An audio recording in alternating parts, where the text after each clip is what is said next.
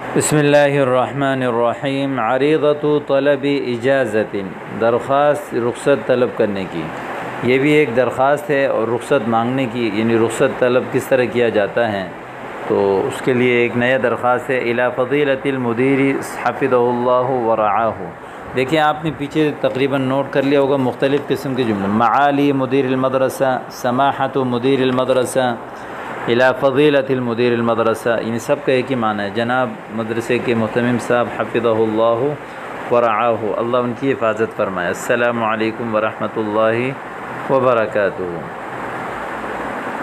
الموضوع طلب اجازت، جو موضوع ہے آج کا وہ ہے رخصت طلب کرنا۔ تو احیط فضیلتکم علما، احاط یحیط، احاطہ کا معنی ہے گھیرنا، فضیلتکم جناب آپ کی خدمت عالیہ میں، علما علم کے اعتبار سے، یعنی اشعرکم علما، افیدکم علما، احیط فضیلتکم علما، تینوں کا ایک ہی معنی ہے کہ آپ کے علم میں یہ بات لانا چاہتا ہوں کہ بانی فلان ابن فلان، فلاں ابن فلان ہوں میں، الدارس فی الصف الفلانی، فلاں صف میں پڑھنے والا، قد فاجأنی امر طارئ، فاجأ یفاجئ، مفاجأہ کہتے ہیں کہ اچانک جو ہے وہ سامنا کرنا، اچانک جو ہے وہ کسی کے سامنا ہونا۔ تو فاجأنی امر طارئ، یعنی کہ مجھے پیش آیا، میرا سامنا ہوا، امر طارئ، ایک معاملہ، ایک معاملہ طارئ جو طاری ہو گیا، یعنی ایک معاملہ، ایک پیش آنے والا معاملہ جو ہے وہ اچانک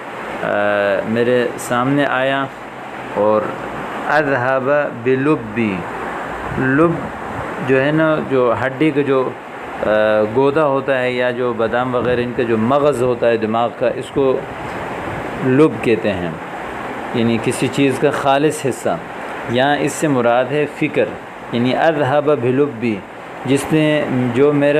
میری سوچ اور فکر کو لے گیا، یعنی فاجأنی امر طارئ، مجھے ایک اہم معاملہ پیش آیا اور جو اہم معاملہ جو ہے وہ میری سوچ اور فکر کو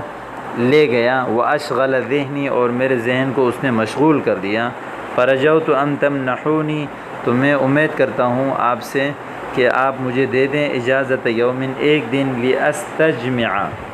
استجمع یستجمع، استجماع کا معنی ہے جمع کرنا، لاستجمع امری، تاکہ میں اپنے تمام معاملات کو جو ہے وہ سمیٹ لوں، وَأَحُلَّ قَضِيَّتِي، اور اپنے سارے جو ہے وہ مسائل کو میں حل کر لوں۔ حل یحل حلولا، حل یحل اس کا معنی ہے حل کرنا، اور ایک ہے حل یحل، تو اس کا معنی ہے اترنا۔ تو وَأَحُلُّ قَضِيَّتِي، میں اپنا مسئلہ حل کروں، وفقکم اللہ، اللہ آپ کو توفیق دے، وسدد خطاکم، اور اللہ جو ہے وہ آپ کے غلطیوں کو جو ہے وہ بند کر دے، آپ کی غلطیاں روک دے۔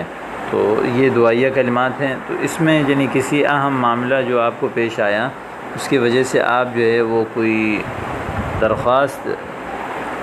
لکھنا چاہ رہے ہیں، تو اس لکھنے کا طریقہ بھی جو ہے وہ یہی ہے جو آج آپ